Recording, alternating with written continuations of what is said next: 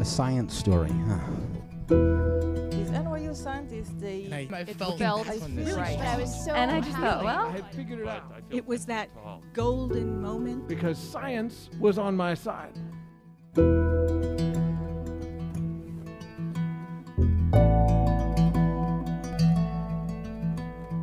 Hey everyone, welcome to The Story Collider, where true personal stories about science help us explore just how weird and wonderful it is to exist in this world and be a human.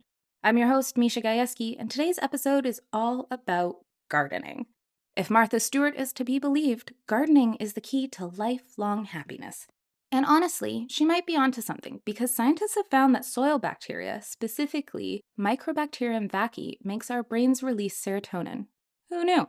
Okay, our first story today comes from comedian Kofi Thomas. This story was recorded live at one of our home bases in New York City, QED Astoria, earlier this year. Here's Kofi.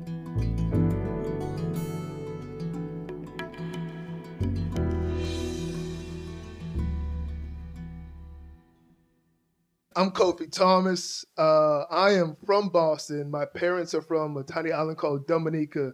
I grew up in Boston in a real big Caribbean household. Always had a lot of family and friends over. So every time we'd get together, there'd be like a really big pot on the stove of pilau, which is like rice, peas, whatever else you got, and some kind of like protein in there.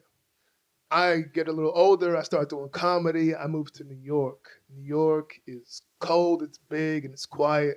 I don't really know a lot of people, so I'm kind of alone a little bit. But I'm from a nice community, and I got a good friend of mine, Chris Daniels. We're like, yo, let's just throw a show in my apartment. Like, let's just do that. I'm missing something. Let's do that.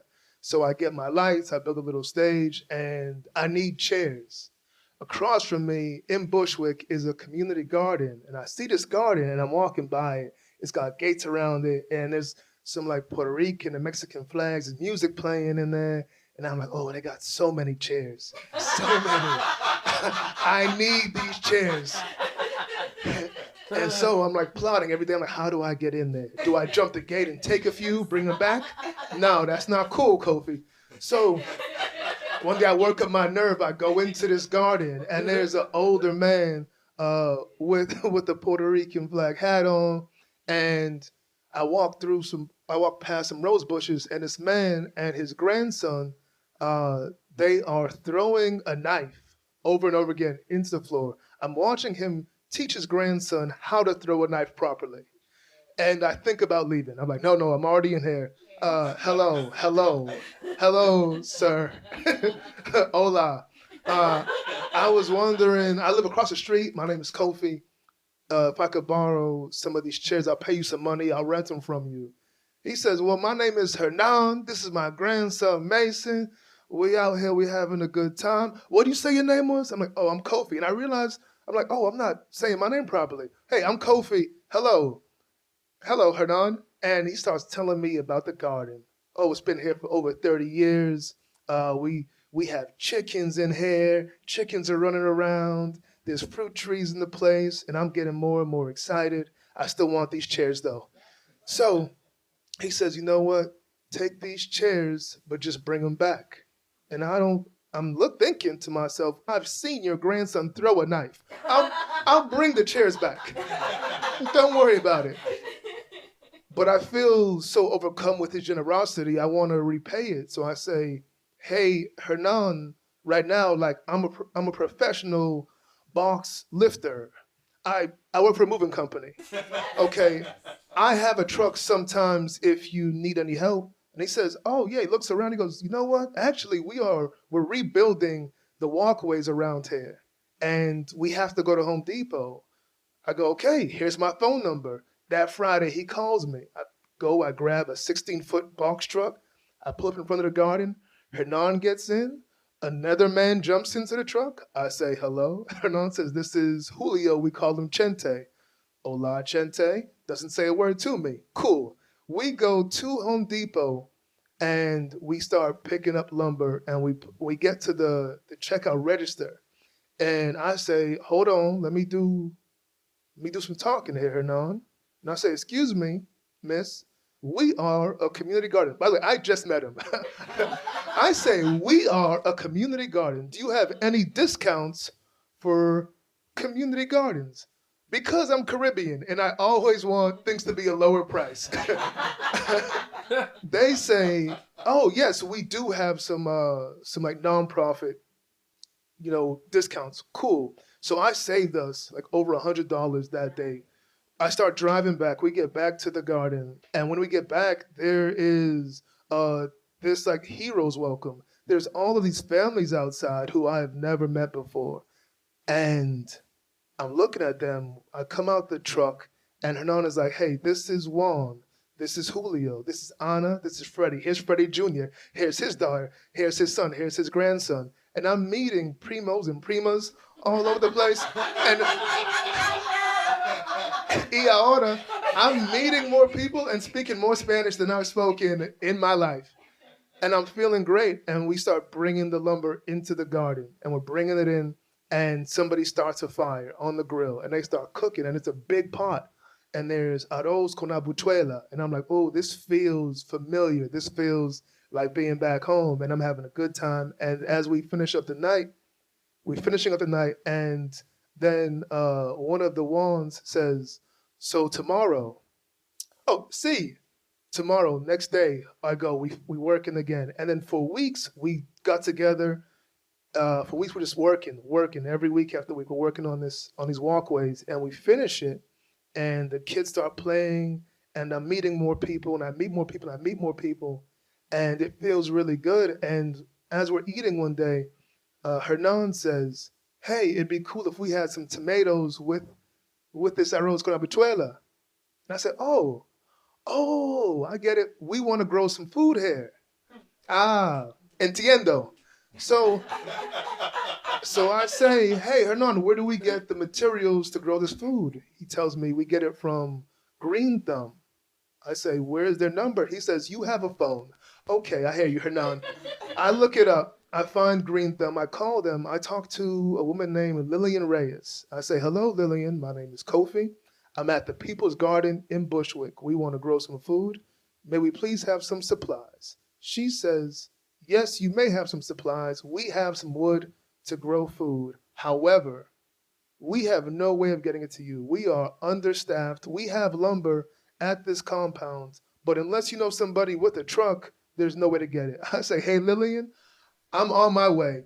Give me your location. I do have a truck. I lift boxes professionally.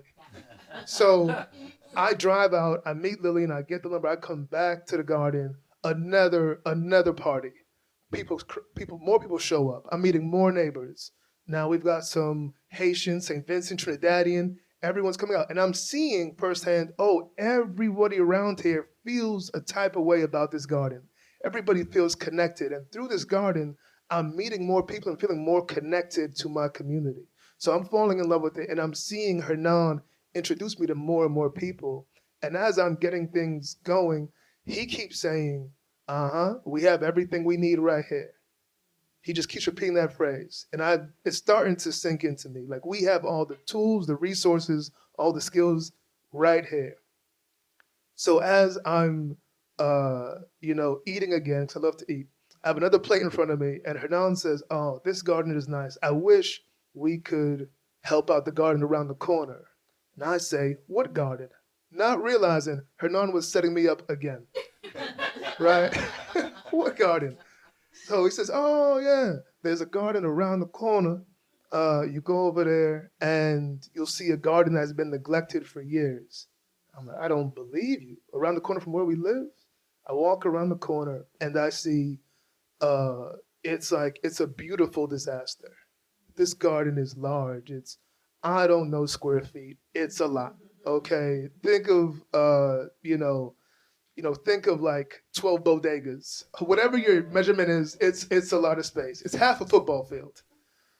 I see the space, and there's giant gates. I walk in, but the place, I'm walking through trash. I'm stepping over like diapers, and there's just trolleys, and there's car doors and basketball hoops and sheetrock, and it's a mess in there, and it smells terrible. It's nothing like the garden I just came from. And I see there's a couple of old men sitting around a table, and I walk by them. I'm walking around. They don't look up. They don't say anything to me. But I walk around the garden, and to me, I see like the potential of what it could be. My imagination is already running. We could grow so many tomatoes here. We could cook even more arroz con habichuela in here. There's so many things, and also this garden could fit so many chairs. I am so excited. On my way out of the garden, I'm already in love with it. There's somebody walking into the garden, guy, and he says to the two old men sitting down, he says, "Hey, do you mind if I use the bathroom in here?" There is no bathroom in there. People are just using it as a toilet, and that's the first time I'd heard somebody be polite and disrespectful at the same time. Like he asked permission to be rude. So I leave and I go back, and Hernan has a smile on his face because he knew that I would get excited about it. I'm excited now. It's too late. I'm all in. I call up Green Thumb. I say, "Hey, Lillian, it's Kofi again." "Yeah, I found the garden." She said, "What?" "Yes, I found the garden. It's on Goodwin Place in Bushwick. Can we get some help?" She says, "Well, if you want it to be a garden, you need to go to your community board and get their approval to make it a garden." I say, "Okay, Lillian, thank you." I hang up. I look up our community board in Bushwick. It is not an up-to-date website. The Parks and Rec Subcommittee, and it says, "We meet sometimes on Tuesdays." Verbatim. "We meet sometimes on Tuesdays." So I call the number and I say, "Hello, this is Kofi. Is this one of the Tuesdays that you are meeting?" and they say, "Yes, you can come." I come to the meeting and I walk into this conference room that's a multi-purpose room. It's probably also a daycare. I walk in, but they have a conference table, and around the conference table it's a little intimidating. It's the elders of the neighborhood. And it feels very formal. It feels like almost like English Parliament, you know, where they wear like the powdered wigs, like that type of vibe, like powdered wigs. There's none of those, but there are a lot of wigs in the room. It's a very elderly, established, very elegant room. I am nervous, but I'm thinking all I have to do is say, "Hey, there's a garden here. I want to help out with it." That should be simple. I was nervous, but now I feel confident. I know my community loves this. It's going to be easy. So they are sitting around a conference table, and they pass out agendas, and the meeting starts, and the chairperson is Mr. Camacho, who starts with, "I have been living here for 57 years. And he starts all of his new statements like that. He introduces the vice chair, Miss Annette, who is soft-spoken, has been living in Bushwick for 71 years. And everyone kind of takes their cue off of Miss Annette. She's seen everything, right? So, and then it's just a round table of people who I want to say are the reason that Bushwick looks the way it is. Like, these are the founders. So it's a founders table. On the outside of that table are people like me, people who are new and have just an idea. Next to me are two white guys in tie-dye shirts. The meeting starts. They do the formalities, welcome, minutes from last meeting. They talk about the secretary, and they do the business. The business at the meeting, it feels very serious. They're saying, hey, people are not getting the right permits for their barbecue grills, and that is very serious. We do not have enough kids playing in our parks. That is very serious. Also, there are too many kids playing in our parks. Very serious. So there's debates going back and forth, just about the ins and outs of life in Bushwick. The crosswalk signs, they move too fast. The numbers go too quickly. That's a big issue. So they're talking, and we get through all of their issues. We get to the last part, and the two white guys who were sitting next to me, Mr. Camacho calls on them, hey, you two gentlemen, you can now present. They stand up, and these two guys stand up. They stand up with confidence. Tie-dye shirts, Birkenstocks, they're ready. One had a tote bag on, and he starts talking. He says, yes, hello, I'm Trevor. This is Ken. We are here to talk about bringing ultimate frisbee to Bushwick. I heard Miss Annette go, I don't know if you all heard how subtle that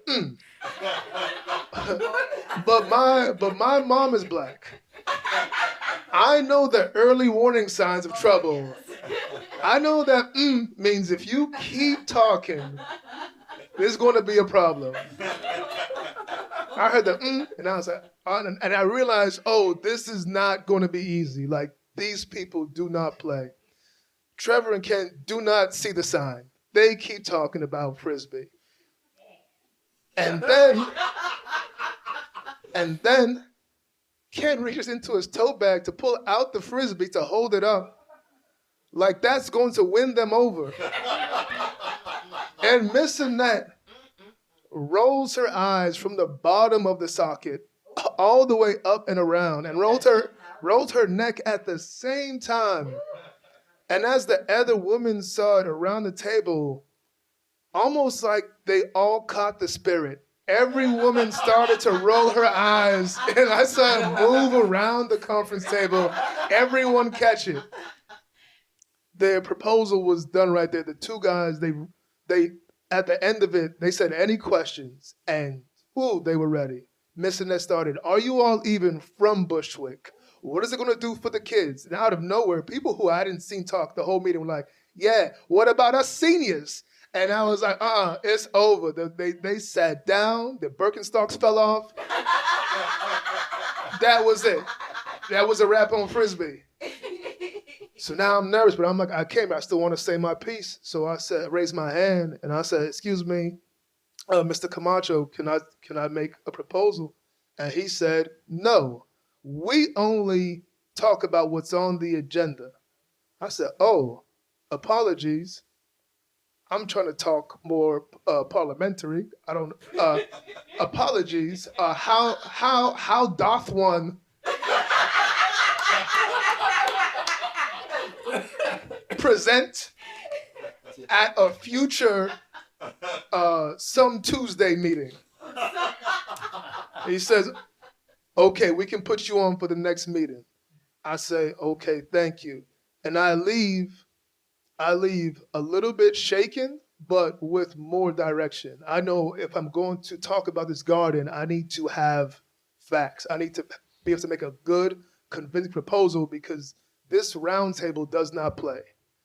So I spend the next couple weeks, I'm reading things online. I look for an Encyclopedia Britannica. I'm like, what do gardens do? How do gardens help the community? I need to know everything. I come back, and the 2 weeks I spent, I'm practicing around my house. I'm in the mirror. I'm like, yeah. And another thing, trees are good for the air.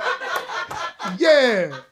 And let's not forget about compost. Huh? What is it? You see, and I was practicing, I was trying to get out. I was like, no, that's too loud. I'm coming off too aggressive. I gotta be smooth. I gotta ease in it. Hello, esteemed people of Bushwick. Plants give us nutrients. So I was working on it. I come into the meeting on some Tuesday after that. And same thing, they're around the table. Mr. Camacho's there, Mr. Annette is there. And I get up and I go into it. And I'm saying, hey, we have this garden in Bushwick, and it has the potential to help bring us together. We can grow food. We can also compost, which reduces our carbon emissions. You see, it diverts land waste, which also keeps food out of landfills where it gets compressed, and then methane gas is released. Furthermore, did you know that trees release oxygen as well as clean the air? Yeah. Did I mention that tree pits as well as garden structures help mitigate rainwater runoff, which also saves our sewer systems? Also, fun fact, did you know that streets with trees have a lower crime rate and a lower heat index? And as I'm talking, I'm like, I think I'm killing right now. I see Miss Annette And I'm looking at her, and one of her eyes started to move, started to like roll up to the top. And I heard like and I was like, oh no. And I feel like I'm losing her. So I do a little quick pivot. I go, yeah. And furthermore, it's good for seniors. You see, seniors don't have enough activities out here. And I'll make sure there is not too little or too many kids playing inside this garden space. Her eyes settled back down, and I knew I had him. The meeting, so I finished my proposal, and I'm nervous. I'm waiting for their verdict. And Mr. Camacho says, look, I've been here 57 years. And I've always wanted that to be a garden again. Yes, thank you. And I said, oh, thank you. So I'm good. I got their blessing. And I go back to my garden, the people's garden, with this news. I'm saying, hey, everybody, Juan, Julio, Nando, everybody around, like, put more of those on the fire. Like, we successful. And Hernan says, yeah, we have everything we need. And then his grandson Mason said, yeah, we do.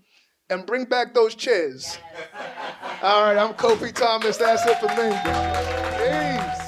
Back to your host.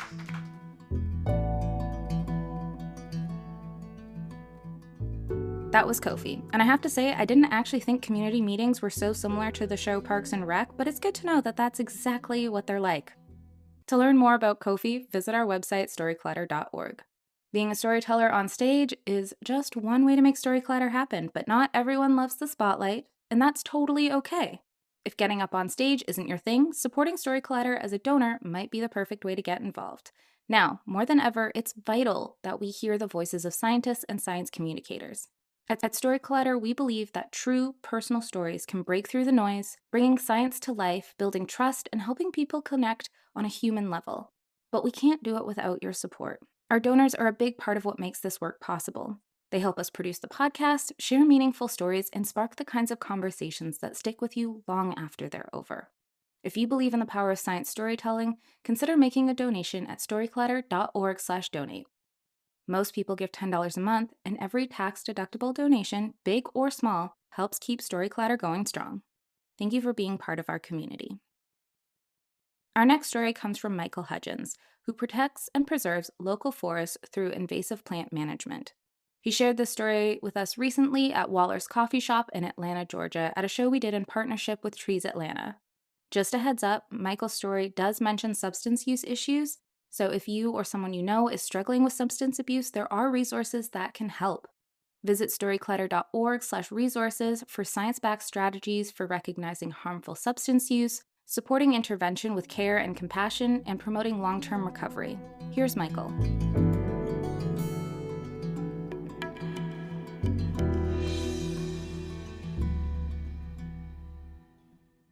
Several years ago, my girlfriend kicked me out of the house. We'll get to the trees in a minute, but yeah, can you believe it? She kicked me out of the house. Spoiler alert, I deserved it. You see, she had given me many, many opportunities to get my shit together, but I could not stop drinking. In fact, in the previous 20 years before that, I could not stop drinking. One time in college, I remember I woke up to find my apartment completely trashed. And not just your normal, after-party trash, but, demolished in a violent way. Recliners were tipped over. Entertainment center was tipped over. There's a hole in the wall. Food on the floor. Broken dishes. There were many broken things. I couldn't tell if the smell of liquor was coming from the floor or if it was coming from me. I looked at my roommates and I said, "What happened?"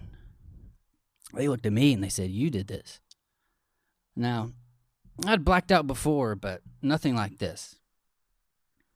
This was different. Many more embarrassing events would happen and accumulate over the years, and despite this, I could not control my drinking. I had to drink.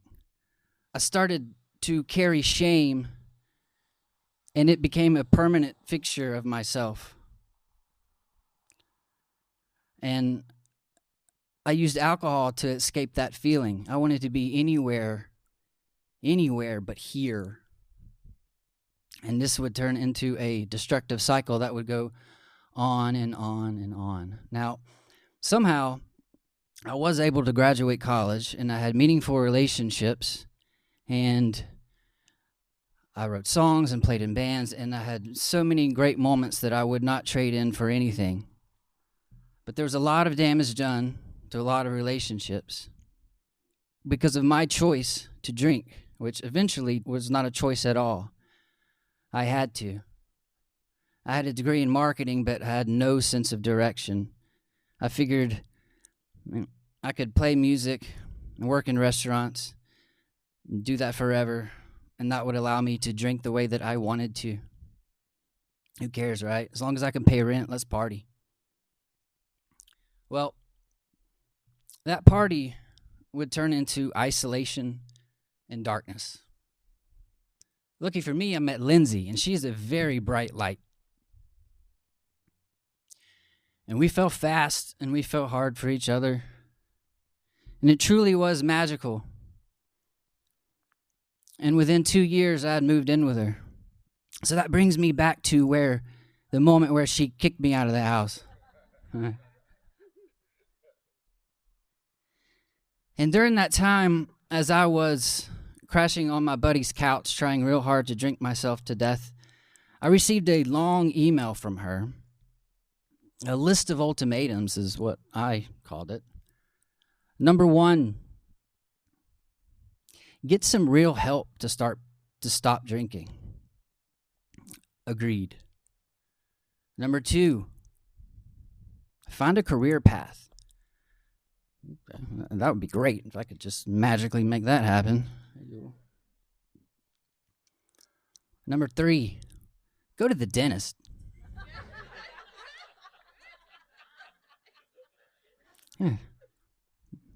Ouch.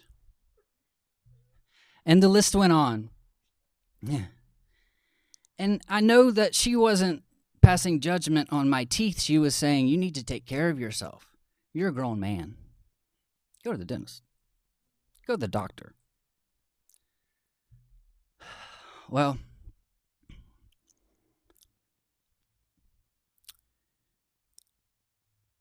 for me, it wasn't that easy. I couldn't just turn it off. I could not stop drinking. I felt hopeless. I felt trapped. And I started looking for apartments that were close to my job so that I could walk to work and drink and not have to worry about getting a DUI. And then I remember realizing, well, that sounds great and all, but I don't think my body could really handle that for very long. I probably would drink myself to death.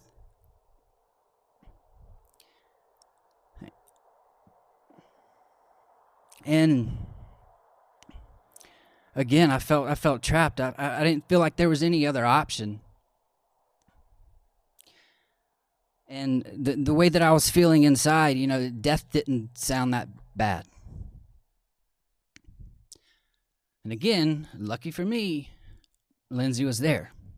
She believed in me when I had no faith in myself. And eventually she took me back in, and I started to go to AA, and I got help through that program and through the mentors I found within that program. I started to make progress, and I got involved with a nonprofit called AmeriCorps, working in parks to build trails and remove invasive species. I was making progress enough so that Lindsay agreed to marry me. I know, right? And eventually, she got pregnant. So things were looking great, at least on the outside. But on the inside, I was slipping. Even though I was going to AA and I truly believed in the program, I relapsed a couple of times, and it got to the point where I was secretly drinking every day. Again. And on March 11th, 2019, Lindsay came home to find me drunk and passed out in the bedroom of our unborn son. Lindsay was 3 months pregnant at this time. And honestly, I was relieved to get caught. I was relieved. I couldn't do it anymore. If I couldn't take care of myself, like, how was I going to take care of a kid? So I recommitted myself to AA. Found a sponsor, dug in deeper, and committed myself to being sober one day at a time.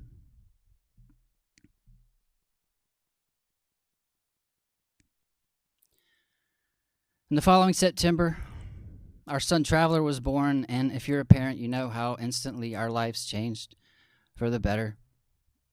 I could sit here and go on and on about what it means to be his father and the pure joy that he generates, etc., etc. But I'll spare you all that. And the following spring was one that I will never forget. During the craziness of the pandemic, like so many others, I sought refuge in the outdoors.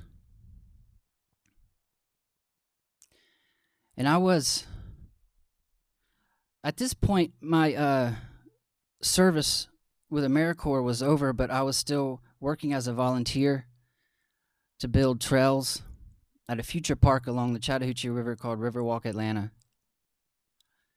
Riverwalk Atlanta is a vision of Keith Sharp, and he and I would lead volunteer days on a monthly basis to build these trails. And we weren't just building trails, we were removing large sections of invasive privet. Invasive privet is a shrub, and if allowed, it will completely take over the understory of our forest here in Atlanta. And oftentimes when we would remove these large sections of privet the following spring, we'd get these explosions of native plants. And I feel like it's important to define that invasive plants are non-native ones that were introduced by humans that spread rapidly on their own, and they displace native plants and the birds and the bees and all the local wildlife that depend on them. And so to me, to remove these invasive plants and allow native plants back in, to me, it was a form of rehabilitation, and that was something that I could relate to.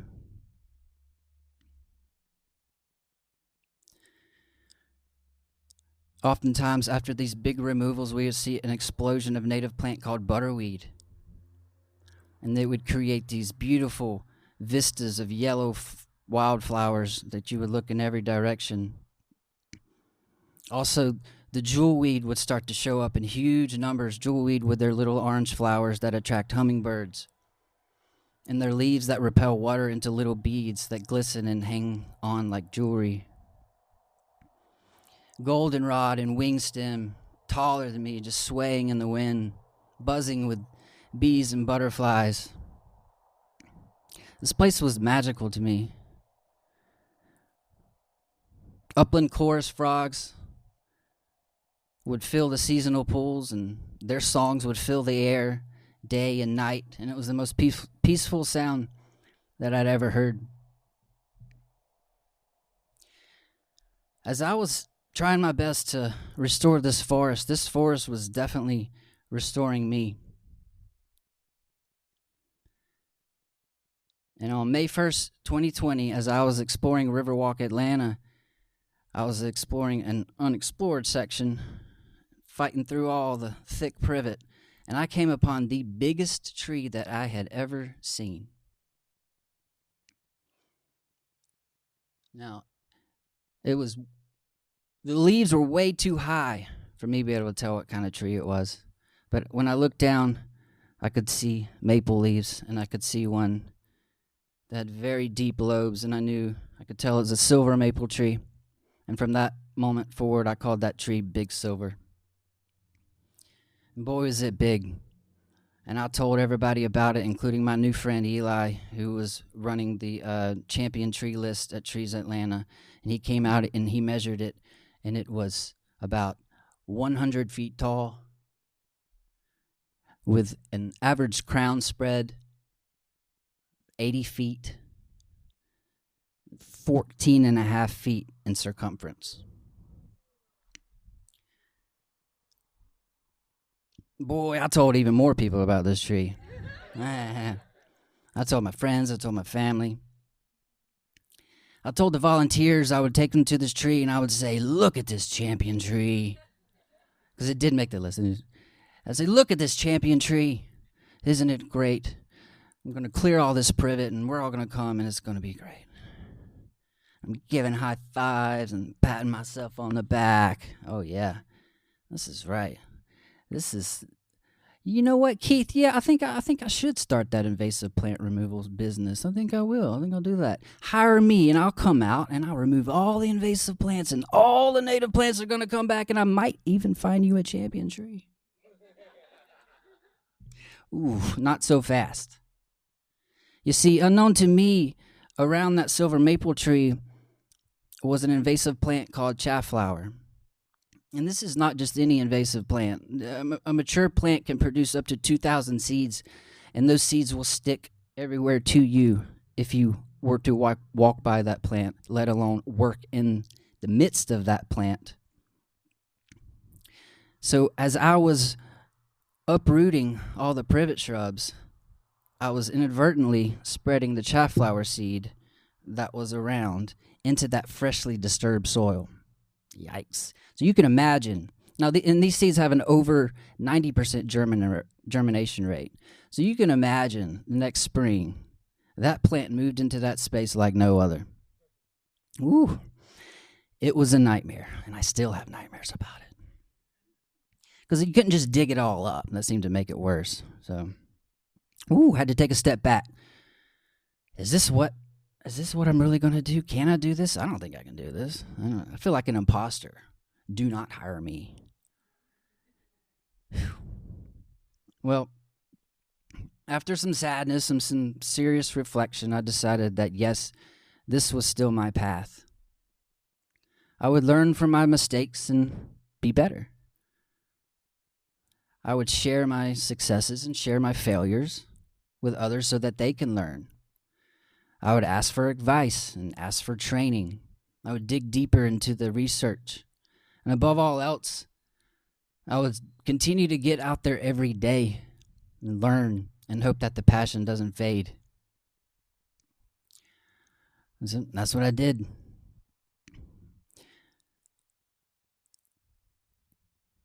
And in 2021, I started an invasive plant removal business called Woodskeeper. And we're now a team of 5, and we're working in parks and green spaces all across Atlanta.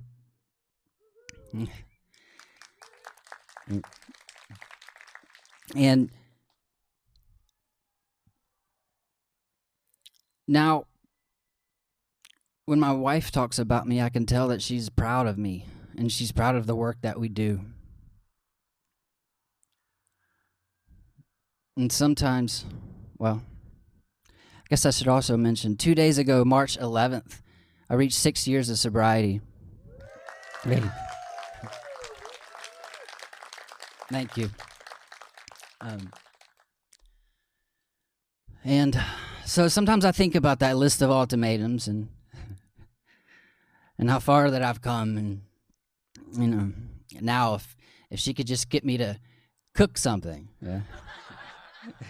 Like anything, yeah. I still go see Big Silver often, and I hug it occasionally. I give it a hug. You can't really hug it. You just kind of pat it, but I make sure to touch it. And there's still chafflower there, but it's getting better.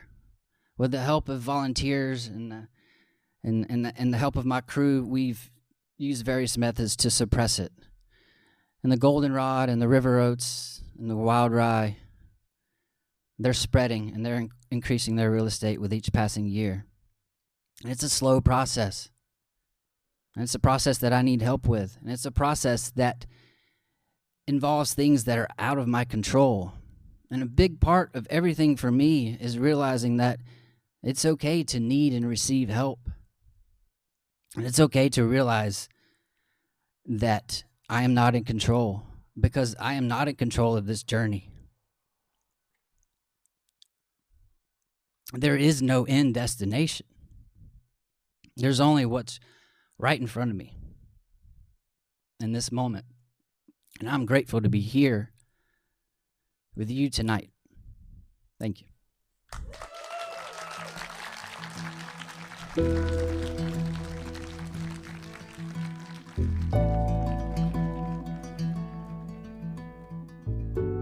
That was Michael. I'm so glad Michael found his calling and a great way to stay sober.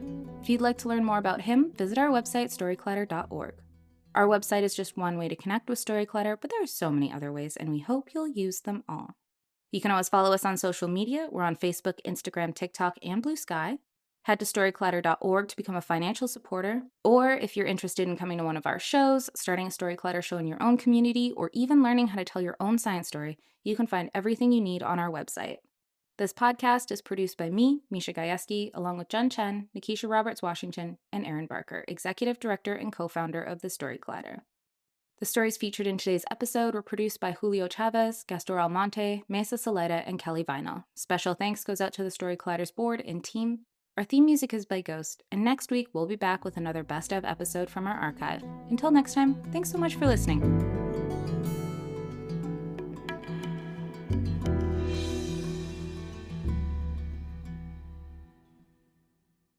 If you love learning about the tactics, tricks, and tips that can help you upgrade your life, money, and travel, all while spending less and saving more, then I've got a podcast you should check out. It's called All the Hacks. It's hosted by Chris Hutchins, a financial optimizer who loves doing all the research so you don't have to, finding the best experiences in life without the expensive price tag. Every episode is packed with the kind of practical advice you didn't even know you needed, like which credit cards can help you travel the world for free, or how to tweak your daily routine to actually boost your happiness. And the guests? They're incredible. Chris talks with everyone from 3-time Olympic gold medalist Carrie Walsh Jennings to relationship science expert Logan Yeary. One episode I really loved was with Dr. Robin Chutkan. It was all about understanding and improving your gut health, something I've been deeply curious about for a while, and I really appreciated how simply she broke down the science and the research behind digestion, immunity, and brain health. There's truly something for everyone, and I'm sure you'll walk away with at least one new tactic to apply to your own life. Search for All the Hacks on Apple Podcasts, Spotify, or wherever you listen to podcasts. Your wallet will thank you later.